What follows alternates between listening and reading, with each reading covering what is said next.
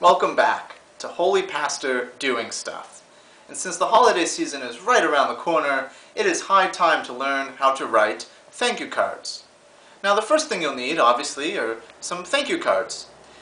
Now, we all know that you can be lazy and go to your local grocery store or paper product store and buy a few cards. Or you can make your own cards. Now, all you'll need is some fancy folding and to pay close attention to what I'm going to say. Very close attention, because there are many steps to this process. Now, for step one, you're going to need to follow me. Because step one is to steal a piece of paper from your local church office. Now, as long as you don't tell them or, post a video of the crime on YouTube, they will never know. And it helps if you live right next door to your local church office. Aha! Now we run back to our safe abode so that no one on the main highway sees us. Now we're safe. And so step two is to ask God for forgiveness for committing this heinous crime and sin. And step three is to acknowledge how ridiculous you're being. You don't need to steal a paper from your local church office, and in fact, please don't. Really, please don't do that. Step four then becomes ripping a piece of paper from a notebook that hopefully you have lying around. Who cares if it's lined pieces of paper, because the person receiving the card will just be so thankful that you spent this extra time and effort to make your own card rather than being lazy and going out and buying one. They won't even notice the lines. So what step are we on? 4, 5, this is 4. Or something, whatever. So you find the midsection of the page, about there, and step 5 is you fold it. And there, once you fold it once, you're done, that's it, even if it's not very good. Okay? Now, some people like to fold it again for mysterious reasons. I suppose to try and make it the size of the cards that you might find at the grocery store if you were to buy one in a lazy fashion. But look, that leaves all this weird blank space in the middle of the card. You don't want that. It looks weird. Don't do that. Don't do that. Just leave it as a nice tall card or a nice long card, whichever way you want to fold it. So, we have a tall card. Here we go. Now step 7 is you're going to write thank you on the front of the card. Thank you. Might add an exclamation point, maybe a Spanish exclamation point too. That's all good. Alright. Now, the final step is to write a thank you note on the inside of the card. Now this is the most important step, because however pretty your card may be, if you mess this part up, it's all shot to hell. So, to complete this step, you need to remember what it is you are thanking people for. And so you want to keep a list of the presents that you have received. And so, while I tell you some things, I'm going to ask my wife to go and get our list, because she keeps our list. And while she's doing that, I'm going to tell you that it is helpful to plan out what you are going to say before you actually write any cards. So she's looking for our list. Thank you, dear.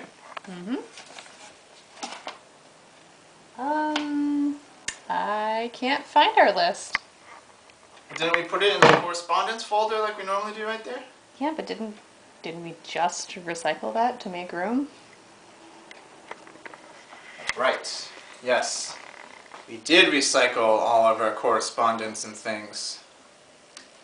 Well, okay. Let's use this as a lesson. Let's not stop recording.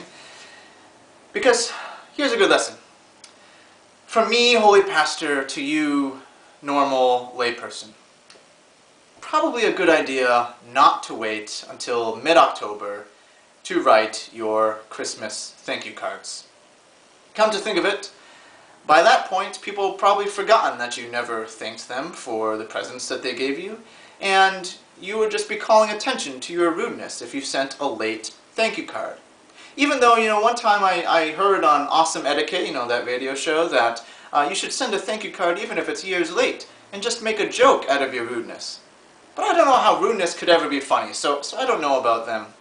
And this is all a tangent, so let's just keep going, shall we? Okay, so it's helpful to plan out what you're going to say before you start writing anything, so you don't make a mistake. And so you want a formula.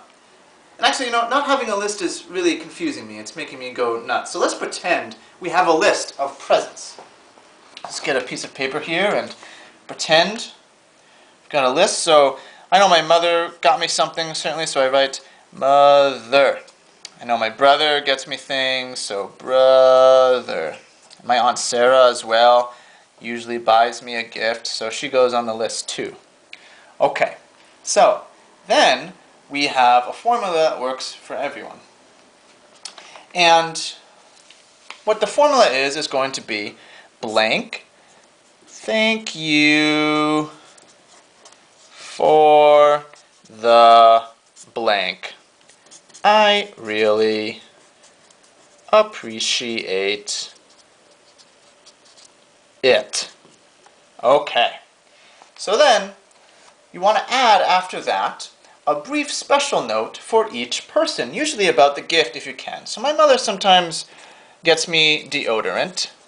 She's probably deodorant, trying to tell me something, And so I'll make a note to make a joke about not showering anymore. Not showering. That'll be funny.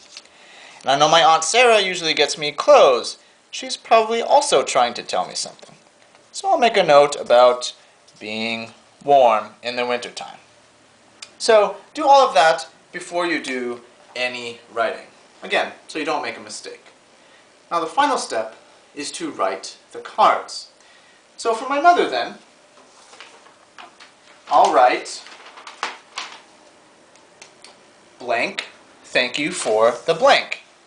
Mother. Mother, thank you for the deodorant. I really appreciate it. Now I don't need to go to the river to bathe early in the morning when no one can see me.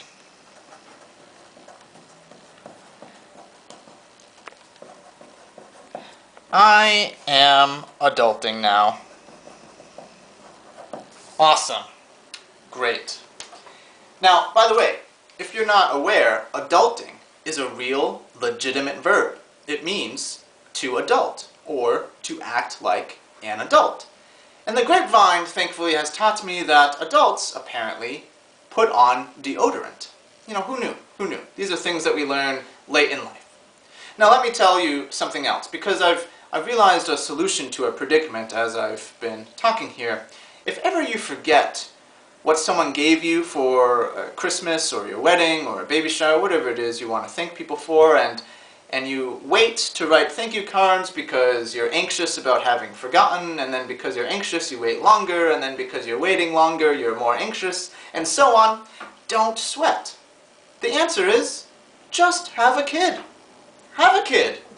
Because then you can just hand your kid a crayon and the thank you card that you've made and tell them to draw something.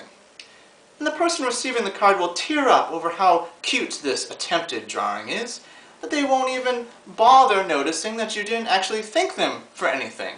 They'll just be so thankful for this drawing from your kid. Better yet, make sure your kid can write. And then your kid will write thank you in really big letters, and that will take up all the space of the card, that thank you, and there'll be no room to thank them for anything. Then your job is done. Now, before we finish, let me be serious with you for a second. You should end every thank you card by saying, God is with you. That's really the best phrase, right?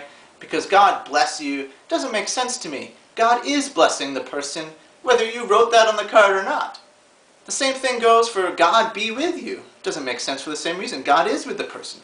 So just write God is with you. As a nice reminder to the person receiving the card that no matter how awful your card is, and by the way, if your card is lined piece of paper and written the way I wrote it, it's going to be awful. This is horribly awful. So, God is with you is a nice reminder to the person that God is on this journey of life with them. And that's how you write a thank you card. All right, Holy Pastor is off to his second job, cleaning crayon marks off the wall guy. Next time, how to get dressed.